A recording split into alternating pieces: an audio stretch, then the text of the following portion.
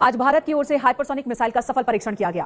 पलक झपकते ही पूरा पाकिस्तान भारत की जद में होगा। ये इतना ज्यादा बड़ा कदम है। भारत की इस हाइपरसोनिक मिसाइल ने पड़ोसी मुल्क की टेंशन भी बढ़ा दी है। चीन पाकिस्तान की कह सकते हैं कि नींद उड़ गई होगी। भारत ने इतिहास रचा है। रक्षा के क्षेत्र में एक बड़ी ताकत अब भारत के नाम है। भारत इस तरह की मिसाइल क्षमता वाले कुछ चुनिंदा देशों की लिस्ट में शामिल होने वाला देश बन गया है। मिसाइल सुपरसोनिक गति से बहुत ही लंबी दूरी पर हवाई खतरों को रोकने में सक्षम है और इस मिसाइल की मारक क्षमता 100 से 200 किलोमीटर की है।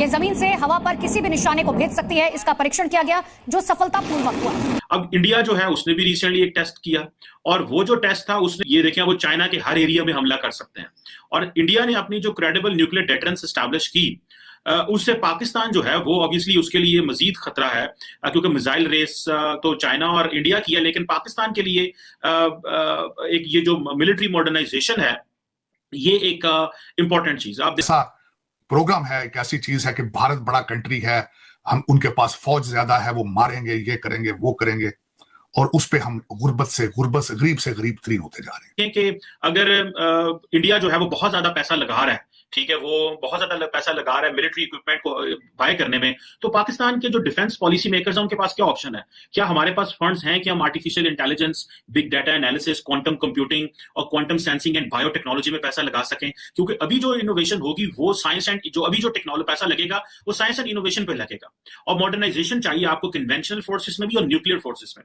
और अगर पाकिस्तान ने इस चीज के ऊपर ध्यान ना रखा, पाकिस्तान के डिफेंस प्लानर्स ने ध्यान ना रखा, तो जो एक जो डेटरेंस पाकिस्तान ने एस्टैब्लिश की है क्या वो हमसे वापस जा सकती है? क्या इंडिया जो है वो पाकिस्तान से बहुत आगे निकल जाएगा?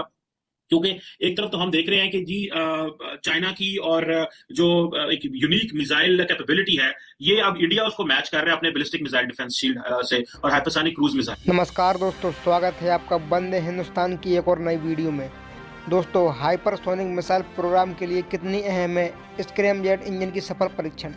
जी हाँ दोस्तों, हाइपरसोनिक मिसाइल का सफल परीक्षण देखकर पाकिस्तानी मीडिया हैरान है।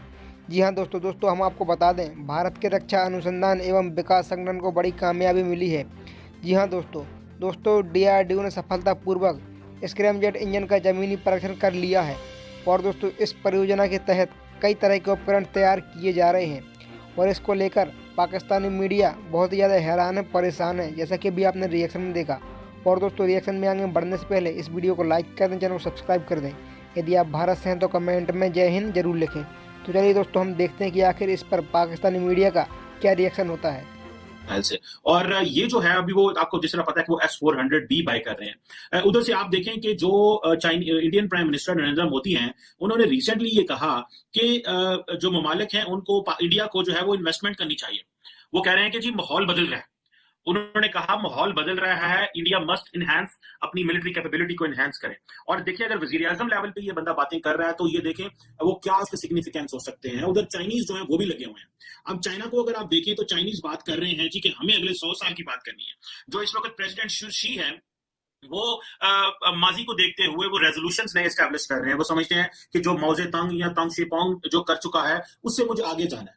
तो वो जो रेक्टिफिकेशन मूवमेंट आ गई है यहाँ पे। अभी अमेरिकन ये समझते हैं, रिसेंटली आपको पता है कि जब चाइना ने अपना जो टेस्ट किया तो अमेरिकन ने कहा ये स्पुतनिक मूवमेंट है। जो यूनाइटेड स्टेट्स के जनरल मार्क मिली है जो चेयरमैन है जॉइंट चीफ ऑफ स्टाफ के, उन्होंने कहा ये एक स्पुतनिक मूवमेंट है फॉर अमेरिका के हाइपरसोनिक मिसाइल जो डिजाइन किए गए हैं। और अब वो ये देखिए अगर अमेरिकन के लिए इतना बड़ा चैलेंज है and India want to compete it, तो ये जो प्राइम मिनिस्टर नरेंद्र मोदी ये कह रहे हैं कि हम LSE के ऊपर जो इन्वेस्टमेंट करेंगे, यहाँ वो इसराइल के साथ जो अपनी 10 इयर्स डिफेंस पार्टनरशिप कर रहे हैं या वो फ्रांस के साथ अपनी जो नेक्स्ट लेवल की डेवलपमेंट्स कर रहे हैं, पार्टनरशिप कर रहे हैं, वो क्वाड के साथ जिस तरह इंगेज हो रहे हैं, this is something which is very much cause of concern for Pakistan. हमारे पास जो अभी जो बिपिन रावत को देखें, जिस तरह वो मिलिट्री मॉडर्नाइजेशन और जो थिएटर कमांड्स की बातें हो रही हैं, ये पाकिस्तान के लिए बड़ी एक अनोइंग सिचुएशन है जब हमारे पास फाइनेंशियल रिसोर्सेज नहीं है। मैं देख रहा था कि जो इंडियन नेवी है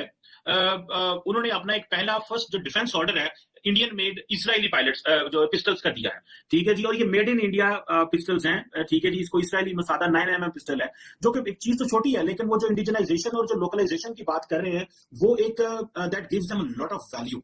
और ये मिलिट्री एंड सिक्योरिटी डेवलपमेंट्स हो रही हैं जो कि चीन के हवाले से की देखी जाए और जो इंडिया के हवाले से देखी जाए। ठीक है जी, अब देखें आपके जो एक की रेजोल्यूशन प्रेसिडेंट शीपिंग एस्टैब्लिश करने हैं कि वो जो एक हिस्टोरिकल एक्सपीरियंस है 100 years जो चाइनीज कम्युनिस्ट पार्टी का, उसको वो रिवाइज कर रहे हैं। और वो मिसाइलें हैं, और आपको पता होगा कोविड के बाद जब आया और जो गलवान का इंसिडेंट हुआ, उसके बाद हमने 30-35 मिसाइलें टेस्ट कर ली। तो दिन भर हमारी जो मिलिट्री माइट है और जो मिलिट्री ताकत है उसको हम बढ़ा रहे हैं, और nuclear power ICBM and MRIV is a great achievement. Again जैसे आप LCH की बात करें, LCA की बात करें, कहीं हम तीसरे में, कहीं हम चौथे में, तो जो भारत कहता है मैं B4 कंट्री, B4 यानी कि बिग 4, तो वो B4 कहने से ही नहीं कह रहा, बल्कि हर क्षेत्र में, जो आपकी हमारी पहले बात हुई थी, हर क्षेत्र में हम उस चीज में घुस रहे हैं।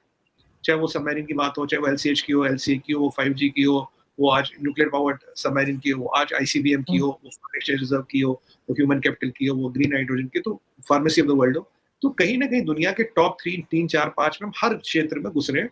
और अगेन आत्मनिर्भर है ये, और मेक इन इंडिया है सारा, और ये इसके बहुत बधाई के पात्र बनते हैं हमारे साइंटिस्ट जिन्होंने ये काम किया, और पूरे देशवासी इस मिसाइल की टेस्टिंग के बाद कुछ और चैन की नींद सो सकते हैं, क्योंकि जब तक हमारे पास ये चीजें हैं, ये हमारा इंश्योरेंस ऑफ सेफ्टी है। मुझसे आज किसी डिबेट में किसी ने सवाल पूछा, कह रहे आपका आप 80 करोड़ लगाते हो अपने डिफेंस बजट में। मैंने कहा वो तो ऑफिशियल है, कहते हैं वैसे एक्चुअल ज्यादा होता, मुझे पता नहीं, बट ऐसा लोग कहते हैं, मैंने सुना है ऐसा। लोग कहते हैं कि ये कुछ आपको ज्यादा नहीं लगता। मैंने कहा मेरे हिसाब से डिफेंस बजट डबल होना चाहिए, अगर आप मेरी पर्सनल राय मांगे, कम है। अगर हम 200 बिलियन डॉलर भी लगाते हो और 130 करोड़ लोग, 1.3 billion people can sleep in peace, this is worth nothing. और ये आरजू जी, जब आपका वर्चस्व बढ़ता है, आपका स्टैचर बढ़ता है, आपको अपनी सुरक्षा की व्यवस्था और इंतजाम करने पड़ते हैं। ये उसी दिशा में एक अच्छा स्टेप है, और ये overall missile will ensure peace, क्योंकि जो भी हमारे दुश्मन है, इसके बाद तो उनकी आंख उठाकर देखने की भी हिम्मत नहीं रहेगी, तो ओवरऑल पीस ही बढ़ेगा ना, शांति बढ़ेगी। अब शांति, सुमित जी, आप लोग तो चाइना को पत्थरबाजी करके, ऐसे ही मुक्के शुक्के मार के, वैसे ही लड़ाई करके खत्म कर लेते हैं, इसके लिए मिसाइल की क्या जरूरत है? देखिए आजू जी, चाइना में दो दिक्कतें, एक तो उनकी इकोनॉमी कमजोर थी, है और रहेगी, दिख रही सबको। आपने दूसरी बात देखा कि चाइना के दो चीजें मैं आपको शुरू से कह रहा हूँ, चाइना को वर्ल्ड से ट्रेड करना जरूरी, it can not survive without that, it is depending on the international trade. ये weakness number 1। Weakness number 2, China का इक्विपमेंट रिलायबल नहीं, आर्सेनल इज नॉट रिलायबल। और अगर उनके पास जो मिसाइलें हैं, उनका 10,000 किलोमीटर तक का भी रेंज है, डोंगफाई वगैरह का, बट अगर उनका रेंज है तो ये जाहिर सी बात होती है कि हमें उस रेंज की मिसाइल बनानी पड़ेगी। देखिए चाइना पे तुम हर हालत में भारी है, चाहे वो लात हो, बात हो, मुलाकात हो, डंडा हो, लाठी हो, या कुछ भी हो, हम तो उन पे हर बार में भारी है। अब ये जो मिसाइल हमने बनाई, इसलिए हम उन पे भारी पड़ेंगे। अब देखना चाइना जरूर एतराज करेगा इसका। अगर हमारा प्रतिद्वंदी ध्वंसक शक्तियां, डिस्ट्रॉइंग पावर्स एक्वायर कर सकता, we have to match the power. Basically क्या होता है, जब अब चाइना को पता लग गया हमारे पास भी ये है, और जितनी दाएं बाएं जितने भी दुश्मन है सबको पता लग गया हमारे पास ये है, तो वो अब सोचेंगे how to manage all these countries which have hypersonic nuclear weapons delivery system है।